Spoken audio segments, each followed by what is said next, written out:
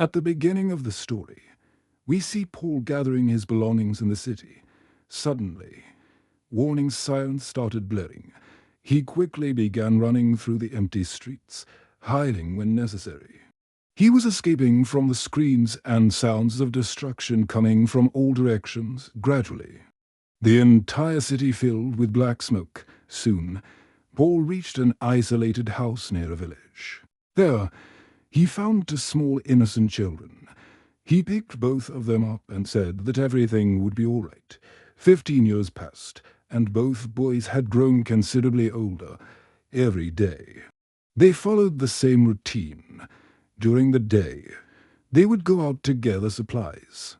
But as soon as night fell, they would hide completely inside the house. As the sun began to set, Joseph secured wooden planks on all the windows and doors and called his dog Rocco inside the house. Paul was waiting outside for his other son, Thomas, to return.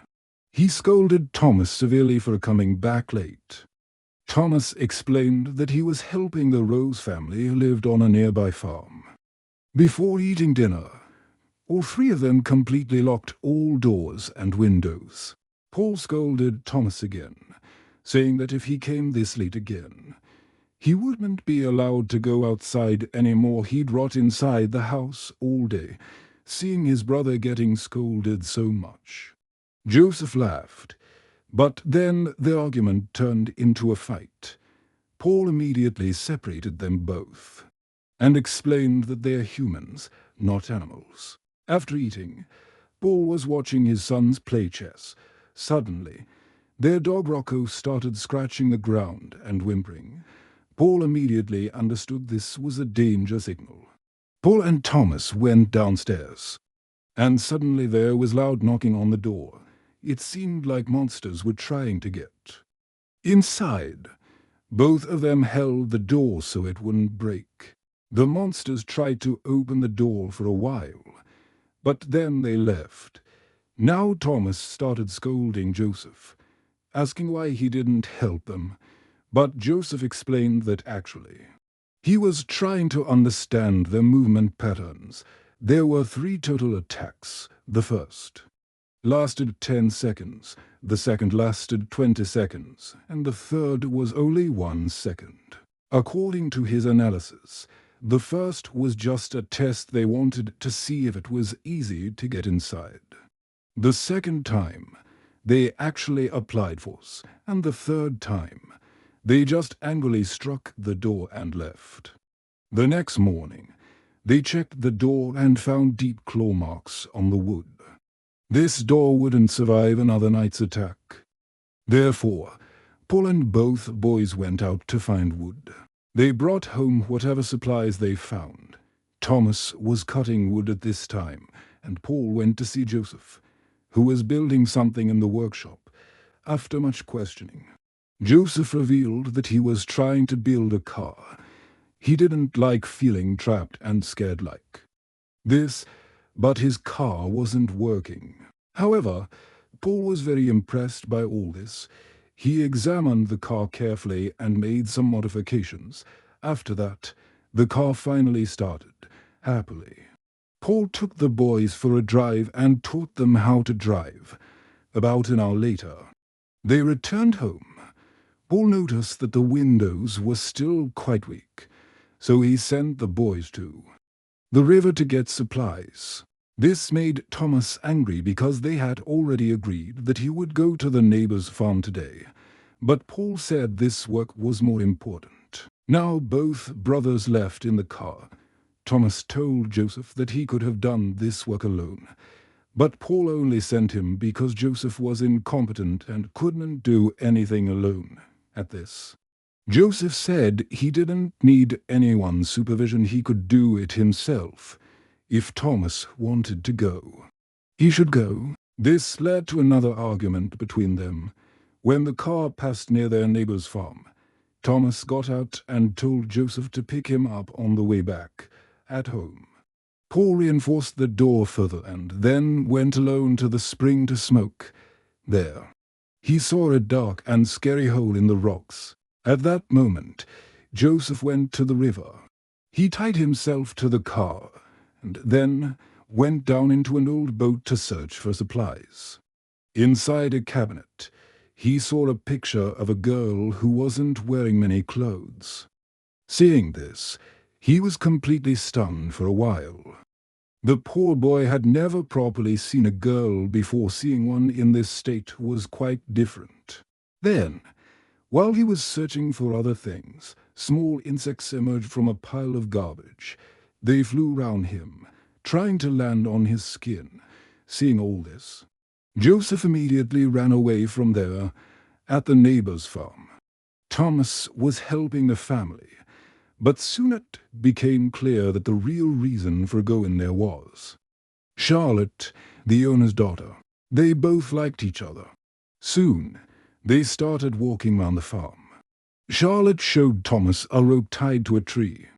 She explained that as a child, she was only allowed to play outside when she was tied to this tree.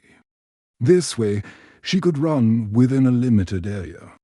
Then they both started talking about how the old world must have ended, how human rule must have ended. When it was time for Thomas to leave, Charlotte hugged him very tightly, but since the sun was setting, he had to go. When Paul returned home, he panicked seeing Rocco alone because neither of the boys were there. Soon, Joseph returned to the car.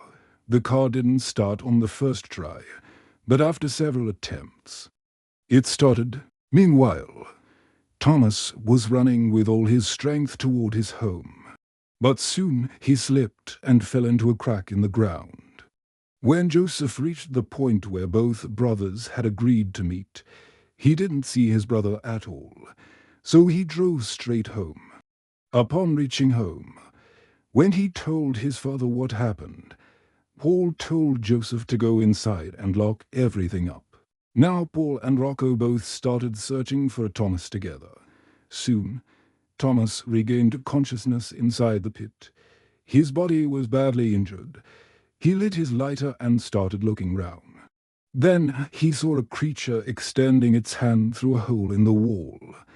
He screamed loudly, and Paul and Rocco also heard his voice. Slowly, Thomas took out a small knife and struck the creature's hand, after which the creature pulled its hand back and left.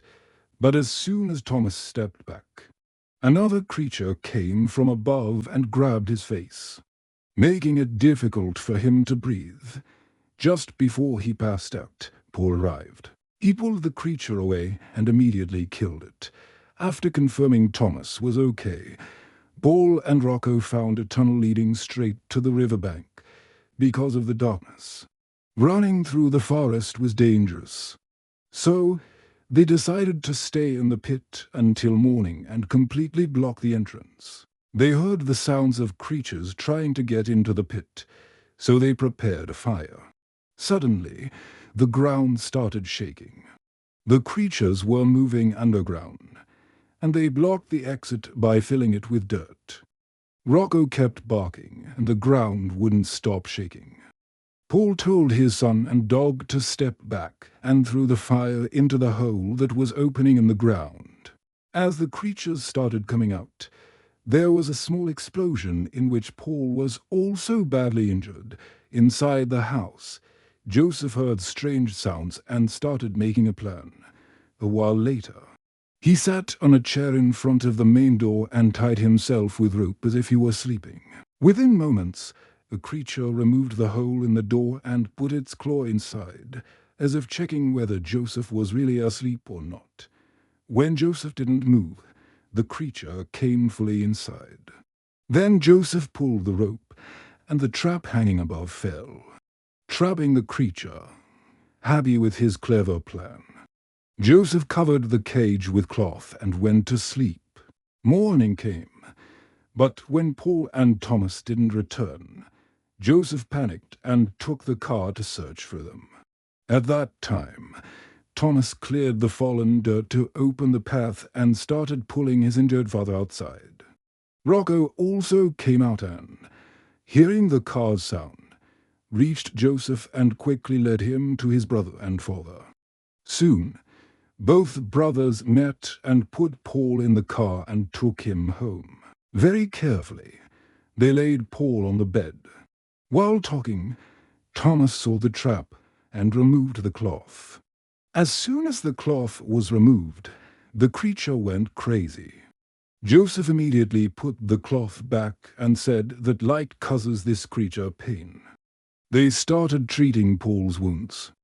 Joseph explained that last night, this creature had gotten inside in just 8 seconds, which was the fastest time yet. He felt that a second creature had also come and gone. Their behavior was changing very rapidly, and now Joseph was beginning to think something was wrong. At this, Thomas said these creatures are intelligent. Yesterday, they had killed several creatures in the pit. Maybe they came for revenge. But Joseph started saying, "Don't say we. Dad must have killed them. You just put their lives at risk. You didn't do what you were told to do." At this, Thomas got irritated. He said he would show Joseph that he could also kill these creatures, and now he was ready to kill the captured creature. Joseph stopped him because he wanted to study the creature. A scuffle broke out between them, and the creature escaped and hid under the bed. When the creature came out, Rocco started barking. The creature was about to attack when Joseph grabbed it, and Thomas cut off its head with an axe. But Joseph still wanted to know more about this being, so he took the body to the workshop and started cutting it. But even after cutting so much, he couldn't understand what this creature was. Then Thomas said they should take Paul to Charlotte's house. They have more space and medicines too. Joseph felt that the Rose family probably wouldn't help them, but Thomas forcibly took him. They put Paul in the car and took him to the farm. There, Charlotte's parents saw Paul and said they didn't have medicines, and perhaps they should take care of him at their own home. Charlotte said they should help them. What were they doing? But no one listened to her. Her parents only said that if Thomas wanted, he could stay there this way. More things would be left for Paul and Joseph at their home. Hearing this, Joseph left angrily. When Thomas went after him to explain, both brothers started fighting. Joseph told Thomas that because of his actions, their father was in this condition today. He was dying. If he had just quietly come along with him, there wouldn't have been any problem. Hearing this, Thomas became very angry. He threw Joseph to the ground and started choking him. But as soon as he realized he was strangling his brother, he stopped. After this, Joseph silently got in the car and left with his unconscious father, while Thomas stayed at the farm. Later, Charlotte fed Thomas good food and showed him some of her things that Thomas had never seen before. They both had a good time together and then came close and kissed each other. Just then, Charlotte's father arrived and sent her to another room. On the way home, Joseph saw sheep running in fear, and there were piles of dirt on the ground. This clearly meant the creatures were coming from underground. When he reached home, he saw a dirt path near the wall. Seeing this, he got a little scared that monsters might be under his house too. After taking care of his father for a bit, Joseph went to the workshop and started gathering things according to a new plan. He started closing all the windows. While walking inside the house, he suddenly fell when stepping on the carpet. There was a very large hole under that carpet. Now, he understood that the monsters had already entered his house. On the other side, at their neighbor's farm, Charlotte saw Thomas searching for things in the kitchen. Thomas was very worried about his father, so he wanted to take medicines from here and go back. Charlotte found and gave him the medicine. Thomas thanked her, hugged Charlotte tightly, and said he would come back wait for him. But they didn't know someone was listening to their conversation. Thomas ran outside. But a worker pointed a gun at him and started saying he was stealing. Seeing the gun, Thomas got very scared. He tried to explain that Charlotte had given him the medicines, but the worker didn't listen. All the people working at the house came there and took Thomas to the garage. They tied him up and played loud music so no one could hear his voice. They grabbed Thomas's legs, and now one man was about to shoot him. Suddenly, a hole formed underground, and that man fell down. The other workers ran to see what had happened, and by then, the creature had emerged from the hole. At the farm, Charlotte's parents woke up hearing strange sounds. Her father went to check with a candle. Suddenly, a creature entered the room and attacked him. His candle fell, causing the house to catch fire. The monster kept jumping and attacking both Charlotte's mother and father. Charlotte's father bravely pulled the creature back, and the mother quickly ran to find her daughter. But the monster caught her too and attacked Charlotte's mother fiercely. Charlotte heard some sounds from her room, but by then, her parents had been killed. When everything became quiet, Charlotte came out. Seeing blood marks on the ground, she became very frightened. Following those marks, she reached the bathroom, where the creature was carrying her mother's body on its back in the garage. Many people were trying to fight the creature, but they couldn't win, one by one. Everyone was killed. Those who managed to escape were pursued. Now many creatures had arrived there. Thomas was tied there, so he started struggling. He applied all his force and broke the piece of wood he was tied to and finally freed his hands. Just then, the creature came, but before it could attack, Charlotte knocked it down. Now both of them ran out of there. Thomas saw the house was burning. Charlotte sadly told him her parents had died. Then they both decided together that they would go to Thomas's house. Meanwhile, Joseph had thrown a lot of furniture into the hole to buy some time. He looked at his unconscious father and said he wouldn't let anything happen to him. Then he got fully ready for battle. Suddenly, the main door opened, but it was Thomas and Charlotte. Joseph said he really needed his brother's help for an important task. During this time, Paul also woke up. He took medicine and told his sons not to stop fighting. Joseph told everyone his plan. He gathered fuel cans from everyone's garage. Rocco kept barking to detect danger.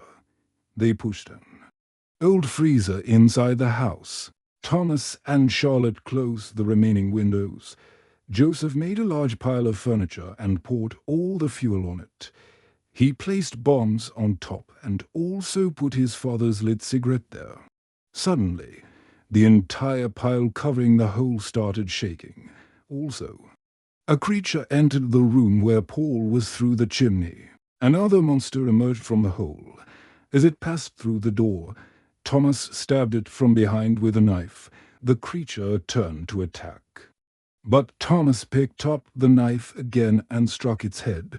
This time, the creature really died.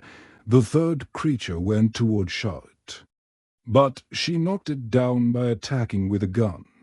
They started pushing the freezer together.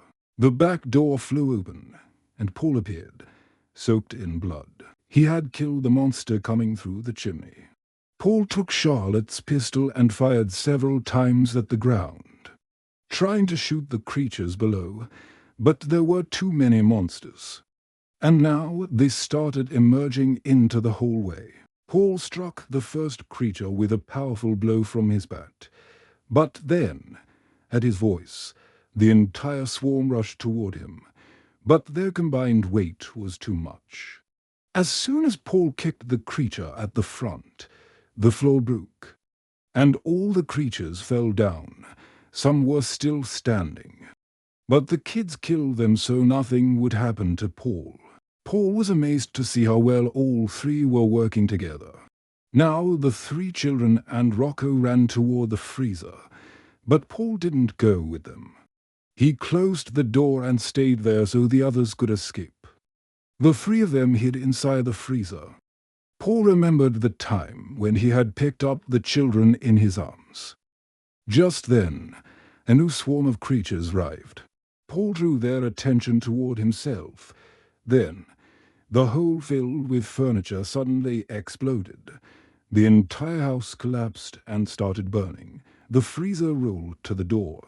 When the freezer finally stopped, the kids came out and started searching for Paul in the remaining pieces of the house.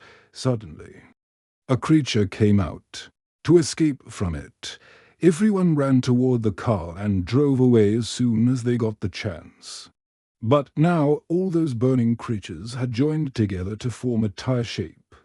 Charlotte fired several times, but it had no effect.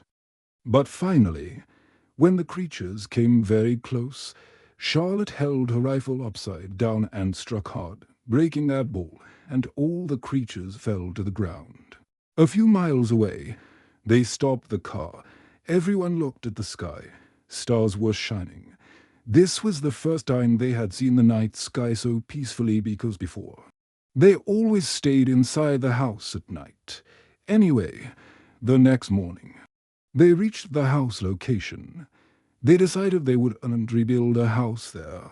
They took whatever useful things they found there. Then they buried their family members and said their final goodbyes.